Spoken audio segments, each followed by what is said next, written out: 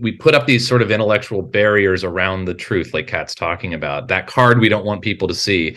And when you meet a character, they've got all this status quo defense mechanisms up there to hide that one vulnerability. And I think your job as a writer is to pick those away through the story until you reveal this truth about them that they didn't even want to face.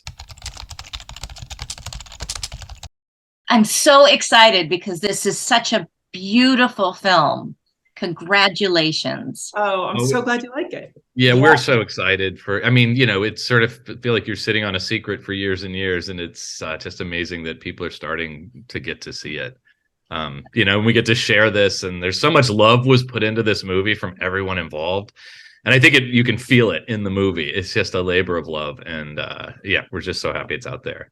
Well, speaking of labor of love, we'll get started this way. You guys are not only writing partners, but you're in love. We are a labor of love together. I was going to say, well, at least we're married. That's right. You don't want to make any assumptions. Yeah. Okay, forgive me. But we've been we are in love. Okay. But we've been married and writing together. Well, we've been married longer than we're writing together. We said we'd never do that. Everyone's like, "Oh, how cute! You'll write together." And we're like, "Never." Yeah, I had a separate writing career. I had my writing career first, and I was writing in animation. Actually, I did a lot of Nickelodeon stuff and some Disney stuff for like TV animation. And so when John and I got together, and he wanted to be a writer, he was like working towards becoming a writer. All of our friends and family went like, "Oh, that's so cute. You guys are going to be partners." And I was like, "No way, man. I have my own career. I had my career first. This is never happening." And then within like 2 years, we teamed up. Right. Well, I think it's great. I think that probably, and you can correct me, is that you probably balance each other in a lot of ways when you're writing. Yeah, I think that's true. It's funny. The very first time we even thought about it, a friend was shooting a pilot for a sitcom out in New York City, and she flew us out there to be in the writer's room together. And it's kind of nerve-wracking, like when you go into a writer's room with your spouse, because those are just very honest places and you can't hold back. There's no secrets. And there's always this fear, like we disagree in the writer's room and then someone's like, "Yeah, and you invited too many people to the wedding," and then we're arguing in front of people or something. And we actually it was great. And we realized, wow, it's sort of 1 + 1 = 3. And we can build off each other's stories and have different perspectives. And it really did add something different than our writing by ourselves. If you could say one thing that you love about writing with Kat, what would it be? Kat I approach writing from a very logical way, I think. And Kat is, in the best way, writes from her gut. And she will never let, like, I could be like, "Well, a character would do that. I can see how." And Kat will never. If she's sick with 102 fever, if it's not true to what a character would do, she's not going to give in on that. And she really always follows her heart and her gut. And she's always adding this. I always think of it's like everything she touches, it's like adding spices to a meal. And it's just like, it just brings it to life. And that's I truly feel about working with Kat. It's she covers for my terrible ability. That is all right. I'm gonna give a counterpoint, or actually not a counterpoint. I'm not gonna deny anything he says about me. That'd be funny if you did a rebuttal. I know, really. None of it is. No. What I have to say about John is, like I said, when we started dating, it's like I was like, "No way are we teaming up. I've worked hard as a woman to get this career on my own." But what John does add, that sounded like, "Oh, John does add something," but when we connected up, it was as though, well, John already said this, so I'm just going to repeat: 1 + 1 = 3. He has an ability. I have an ability to see like an ending, like, "Oh, this is exactly where the story has got to go." And but John has an ability to see the entire picture very quickly, very early, and and I don't mean this in a non-creative way, has a very logical sense of next steps always, and which, along with with a great creative sense. But it's like I tend not to have sort of the logic bit as much, sort of I do jump from, you can tell the way I talk, I jump from thought to thought to thought to thought. And there's not necessarily, to other people, there might not be a linking system there. It's like in my head there is, but somebody else might not see it. John has this very clear linking system, whereas I might say, oh my God, the story has to end here, but I don't know how to get it there. And John is the person who is like, okay, these are the keys. These are some of the bricks we need to go get to that spot. So I think that's why we really can work so well. I really appreciate this free marriage therapy, by the way. I know. It's free. Enjoy. Yeah, we never talk about each other. He left his shoes in the bathroom again this morning. It really pissed me off. Well, I think this is a great jumping off point, talking about, the things that you each individually bring to the writing, to talk a little bit about Ember and Wade, because one is fire and one is water, and typically you don't put those two together. So maybe you could talk a little bit about how using those elements as a starting point for character and then having to put them together into a relationship. Maybe you could talk a little bit about how that worked and the challenges of that. Yeah, well, I mean, and also, I'm sure, as you know, it's like Pete's we came in and Pete had been working on this for, I think, a couple years from his first, in the first pitch. And this idea of what if water and fire fell in love was always right at the core of it. Pete's Korean, first generation Korean, and his wife's Italian American, and their cultures were so different. He wanted to explore that along with immigration. But so it's funny, when we got the job, we had a meeting with Pete, and they wouldn't tell us what the movie was. We just had a lunch with Pete, and looking back, he was really asking us a lot of questions about family, but really our relationship. And I think when we came onto the project, he was really trying to figure out, how do I deepen Ember and Wade? And people have since said, like, I don't know, I think I'm a little bit like Wade. My family, when you meet them, hug you and say I love you instantly. I kind of have that upbringing. And Kat is very much like Ember, and I think Pete saw that, even though the characters weren't quite there yet. I think he saw that in us, that it also spoke to what he was looking for in trying to explore with his own relationship. But he was great about always saying, like, okay, well, we got to stay grounded in the elements. So Wade, we want him to be the go with the flow guy. And one of the things we all found early was, yeah, he's go with the flow, but he has real regrets because he goes with the flow. He doesn't have a job he likes. He goes from job to job. He never went against the flow of something that wasn't working with his dad and stood up and said, I love you anyway. And then his dad passed away. And so that's kind of with Wade where we really started to find him. Is it would have been an easier character just to make him kind of go along with Ember and not have his own thing he had to learn. And so that was one of the key things I know with Wade. And with Ember, it was really kind of the opposite. Is like, she's a go-getter, and she gets things done, and she's got a shield up like Kat. And then there's something in this journey that really allows her to see in him something she wants in herself, which is this vulnerability that goes against her element. And her element is fierce and fiery and hot. But in truth, she finds her truth when she's able to kind of go against that. I don't know if that really answers your question, but it's kind of a lot of what we were talking about. Yeah. And sorry, Kat, didn't mean to filibuster on that one. But no, that's all right.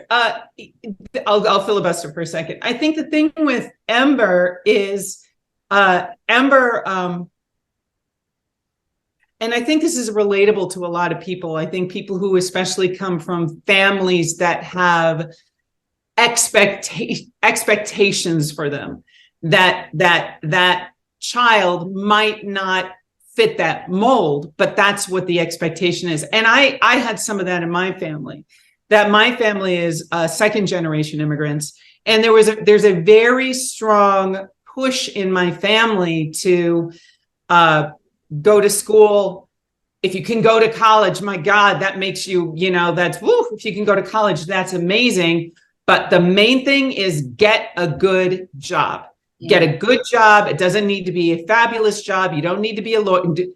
Being a lawyer or a doctor is not for our family. That's not the kind of thing our family does. Be a teacher, it's like, and I'm not dissing teachers at all by saying that, but it felt like a more achievable job in my family than like being a doctor did. And so it was like think about your family and think about the economics and think about the support of your family before you think about your own self want. And so that was a real struggle we had in my family. It was like I was the kind of the weird creative one, although both my mom and dad had like little tiny creative sparks that they both went completely different directions. And I was the kid I think they always kind of despaired of, like, what's going to happen to this girl? In school, I remember I was in math class and we were learning algebra, which my brain to this day, it's like, show me those equations. And I'm like, I'm out. I'm out. But the teacher had put like some coded thing on the board and said, as extra credit, anybody who can solve this code, it was a phrase of some kind, they will get like 10 points extra credit. So I ignored all the algebra and just spent the entire time in class breaking the code, which I did. And I remember my teacher, who I'm still like vaguely in touch with, walking by my desk, looking people's work going, oh, that's great. That's great.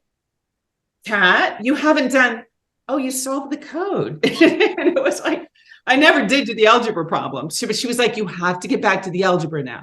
But that was the way my brain worked. It's like, that logical thing doesn't work. But when it's a creative puzzle, even though that puzzle was kind of still math, I could do that. Sure.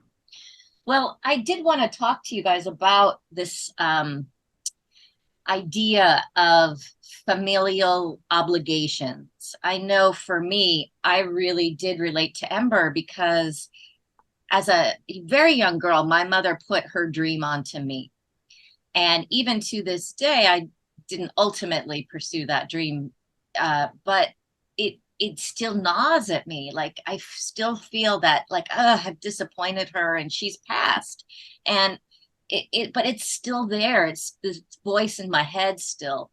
And I wonder if you think if you had that voice in your head too, and I know that your parents, Kat, didn't really understand the creative side of you, but how do you kind of reconcile, and how did you see Ember trying to work through that struggle of wanting to be her own self? Because I think that's one of the important lessons in this story.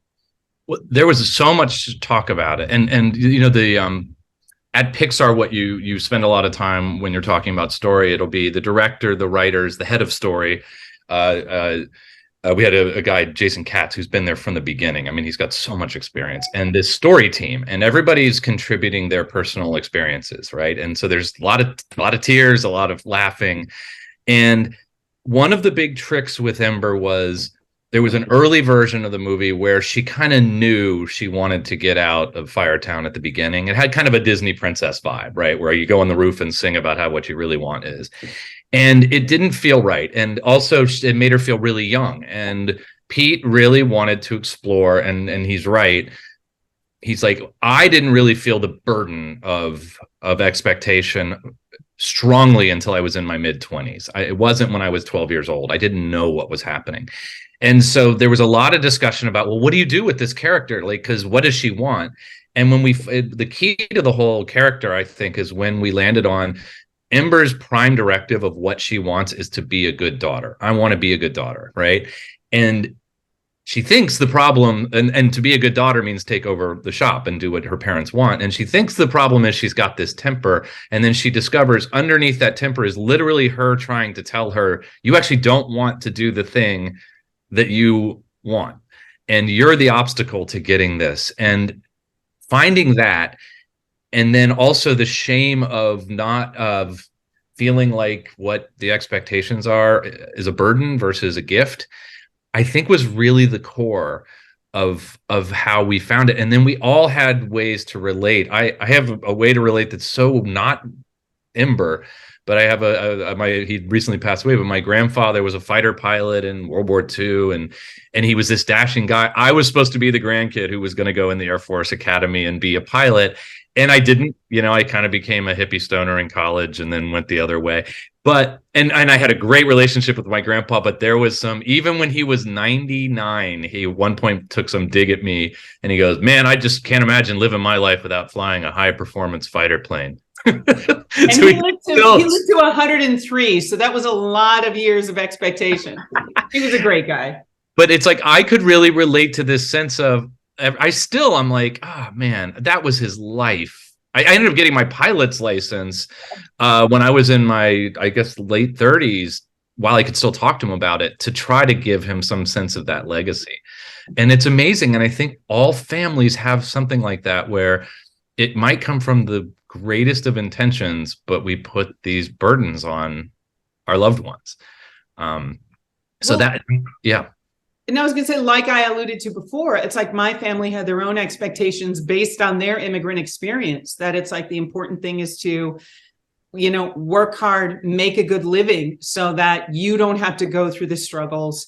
That it's like my grandfather, both my grandfathers, when they came to this country, did have a lot of the typical immigration struggles, finding work, building a life, all those things. And it comes from love. These expectations come from love, which make it even harder to say no to. Because I remember when it's just the crying phone calls from family, like, don't, please, I will pay for you to go back to college. I will do all I dropped out, and which was really a dumb thing to do, but it all worked out fine. It was so hard to resist those pleading voices, especially it doesn't come from anger. It doesn't come from you're stupid. It comes from, I just want the best for you. Yes. And that struggle, Ember's struggle, really is written and played very well in this movie. And I think a lot of people will relate to that struggle. And again, I'm not from an immigrant family, and at least not anytime recently. And it really just pulled at my heart. So well done in terms of creating that. I think, and again, this all goes to the story team and Pete, it's everybody is part of these Pixar movies. And I think it's always a refrain for us is there's no one voice. There's the captain of the ship, which is Pete. And he's a brilliant, giving creative who listens and helps and incorporates people. But one of the things we all talked about that was really important is not making Bernie angry, or it would have been an easier movie if Bernie was like, no, you have to take over the shop, right? And he was this antagonist, and weirdly he is the antagonist in some ways, but out of the best of intentions, and really over his leftover trauma that he's trying to make up to, what he feels like he let his own father. He's trying to prove to his father, I didn't lose who I am. But by doing that, he's actually caged his daughter without even knowing it. But it all comes out of love. And I think that was really important for all of us too, that no one is acting in a mean way or trying to control anyone, but we still do that. And I think for me, the bow at the end, I don't know if the spoilers, but that is a way of giving everybody who can't have that moment with their loved one. And I think that was so important to everybody, that it's like we're giving ourselves that forgiveness somehow in the moment where Bernie returns the bow to Ember. It's true. And I'm getting emotional as you talk about it, because it was really a powerful part of the film. And, especially when you're coming to a different culture, and then, the role of women is different, and,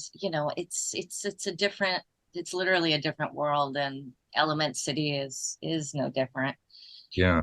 What was the biggest challenge, would you say? I think most of my readers know that, Pixar is a big team and it takes 4 or 5 years to come up with this.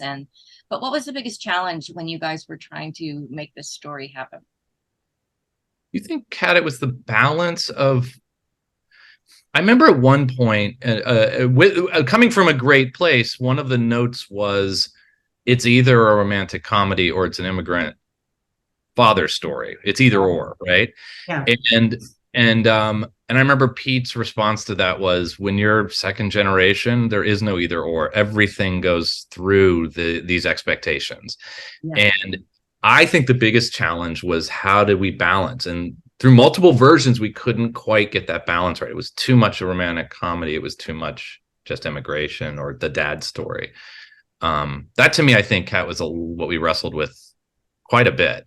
Yeah, story-wise. Yeah, story-wise, that really was the biggest challenge, to try to thread that needle. Because the immigration story is, vital to the love story. It's such a big part of it, but it's like you can't, it's just finding that balance. And that's just such a hard line to walk. I would say the other big challenge of all of this was the pandemic. It's like we had to very quickly, once it was clear what was happening, we were up at Pixar. How long were we there? Was it 2 months, 3 months? It was like, almost 3 months. And then, it was when Tom Hanks got COVID that all felt real, and then everything shut down. And suddenly living in San Francisco, and then and so we were kind of at ground zero, and where we were living in an apartment building was across the bay from that big ship. If you remember, there was a ship that was, it's like we would drive past it on the way to Pixar every day and see like lost souls wandering around in quarantine, wandering around the deck of that ship. And we were like, is this our future? And sure enough, it was. So when San Francisco started to shut down, when it was clear there was a pandemic happening, the big challenge was, how do you continue this movie with everybody scattered to the four winds? And Pixar is it's an amazing creative company, and it's easy to forget it's an amazing technological company that was started by Steve Jobs. And that thread still very much runs through. And I think within, all of us had to one day, it's like scatter to the four winds. So John and I drove back to our house in Pasadena. And within, 48 hours, 72 hours, everybody had all the equipment they needed to be able to continue to work on the movie. So the story artists had they have these big they're almost like tablets. I forget what they're called, but everything's drawn on digital instead of paper. Yeah, and all this stuff that needed to be connected up with printers and all of this stuff. Some of the artists went back to their home countries. There's a couple of people from Korea, a couple of people from China. It's like some of them went back to their home countries, and then we're working on a 24-hour shifted schedule. So it's like we would meet at 10 in the morning, and it would be, the dead of night in Korea. And so it was just this amazing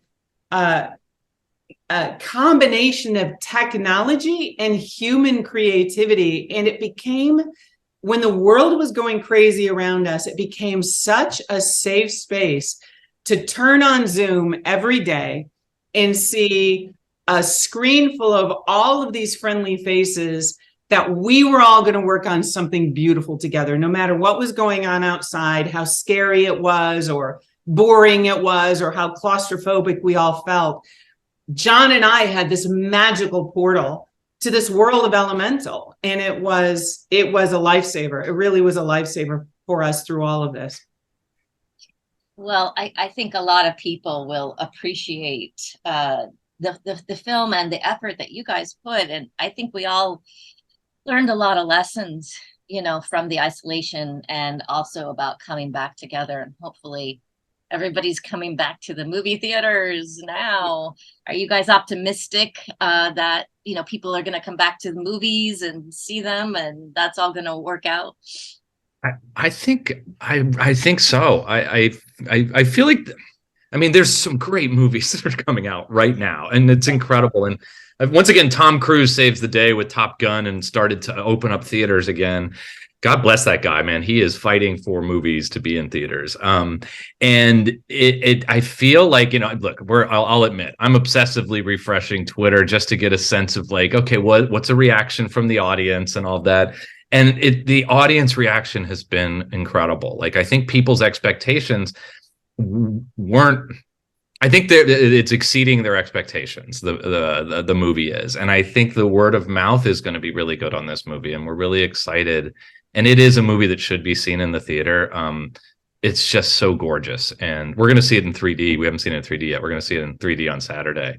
But I'm very optimistic. I think there's something about, this movie's about connection, right? And I feel like people want connection, and there's something. Yeah, it's convenient to sit at home and watch something on a television screen, but there's a connection with strangers in a theater that you can't match. And I think we all need it. We've been doing it for thousands of years, and I think we need it. Right. Well, if I could get you guys to share some advice for anybody that's writing a story, perhaps it's an immigrant story, perhaps not, but it's about two people who come from opposite worlds and want to connect. What advice do you have for getting those characters together? Obviously, they have to stay apart for a while, but then putting them together, even though they're opposite. Mm-hmm. Thinking about, it's funny because we've written a lot of sitcom in our lives, and always in there, it's usually when there's a romantic thing. It's not I want to find love.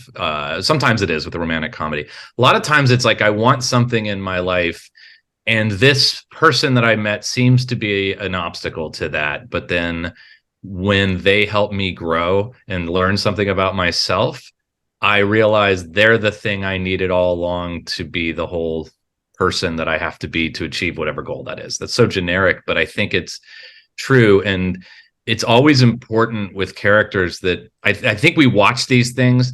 The reason you can see the same plot, like on old reference, like on a Frasier and on Friends, is because yes, plot is important, but really it's these characters going through that ordeal is what we care about because we love the character.